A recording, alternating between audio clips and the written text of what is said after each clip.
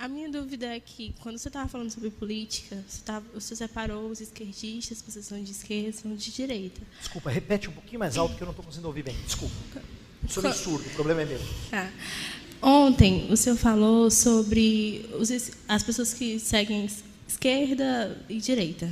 Aí eu fiquei em dúvida, como um cristão deve escolher o seu representante político. Okay. Porque a gente não, pelo menos ao meu ver, eu não consegui encontrar uma pessoa que, aos meus olhos, tinha todos os atributos bíblicos.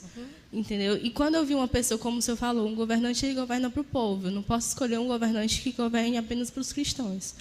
Então, quando eu vi uma pessoa que poderia governar ao povo, ele tinha algum pensamento que ia de contra as Escrituras. Aí, como eu posso me posicionar em relação a isso? Porque eu não posso apoiar uma pessoa que, ao meu ver, pode tomar posições a favor do povo, mas que também defende o aborto ou o casamento homossexual. Aí eu fiquei em dúvida como é que um cristão pode reagir nesse aspecto. É uma boa pergunta.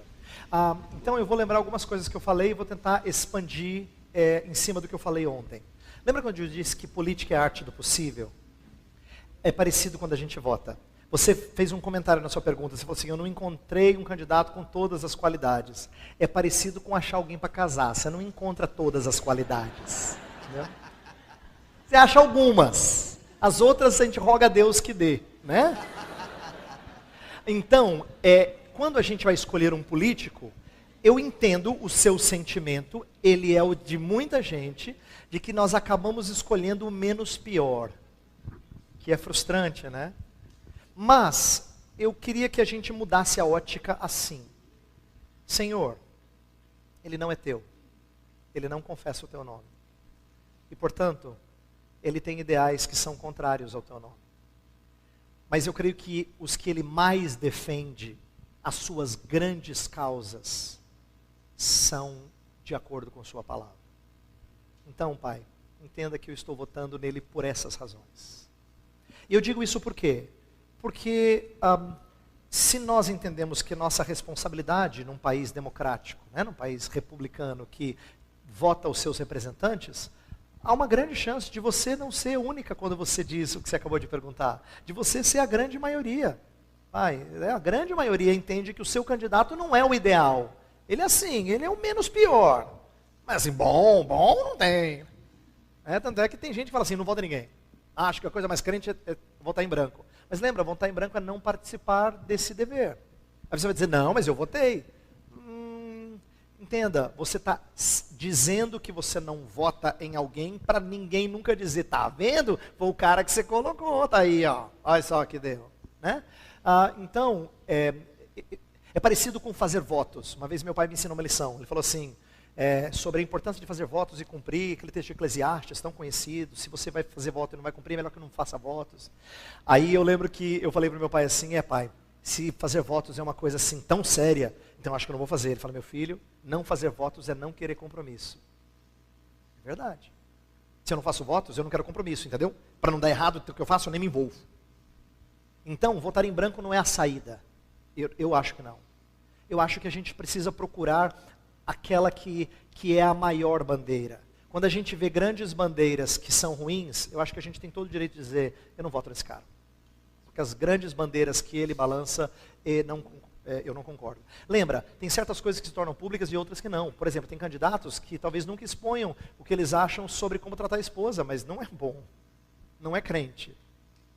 Mas acontece. A gente tem candidatos que são ímpios e fazem coisas erradas. E são sujos em vários aspectos, porque são ímpios. Se nós crentes temos nossa sujeira, que dirá aqueles homens que não têm o freio do Espírito?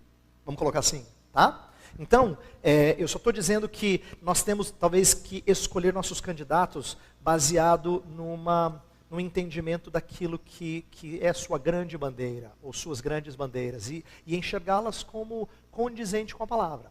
Então eu termino minha resposta à sua pergunta assim. Duas coisas. A primeira coisa, quero te dar uma dica, que tem um livro do pastor Franklin Ferreira, que chama Contra a Idolatria do Estado, cujo último capítulo é a resposta à sua pergunta. Como votar de forma consciente. Vale a leitura, tá? É uma dica. Segunda coisa, e essa é a última que eu falo. Quando você for pensar nas grandes bandeiras do seu candidato, lembre-se que elas não precisam ser somente coisas que tocam em questões as quais a Escritura fala explicitamente, como, por exemplo, casamento homossexual ou aborto. Porque essas a gente sabe e a gente é contra por causa das nossas raízes cristãs e tem várias razões claramente bíblicas para a gente pensar assim. Mas lembra, se o político fala de política internacional, se ele fala de administração, engenharia da cidade, se ele fala sobre como atender a diversas comunidades ao redor do centro, se ele fala de outras coisas que você entende, e ele já deu evidências no passado de que de fato ele levanta essa bandeira e ele faz coisas por essa causa, que parecem ser uma boa atitude de misericórdia para com desfavorecidos, essa também é uma ideia cristã, vamos colocar assim. Não precisa ser só em temas que os cristãos normalmente levantam a bandeira. Eu costumo dizer assim, e essa ideia eu tirei de um livro do pastor Joel Bick, aquele Vivendo para a Glória de Deus. Tem um capítulo escrito pelo Ray Pennings, em que ele fala assim, por que cristãos acham que aborto e homossexualidade são questões que a gente tem que lutar e mostrar nossa posição, mas a gente não fala sobre política internacional, juros e outras coisas mais? Não é? E por que não? Então a gente pode pensar nelas também à luz da palavra de Deus e dizer, é por isso que eu votei nesse candidato. Tá bom?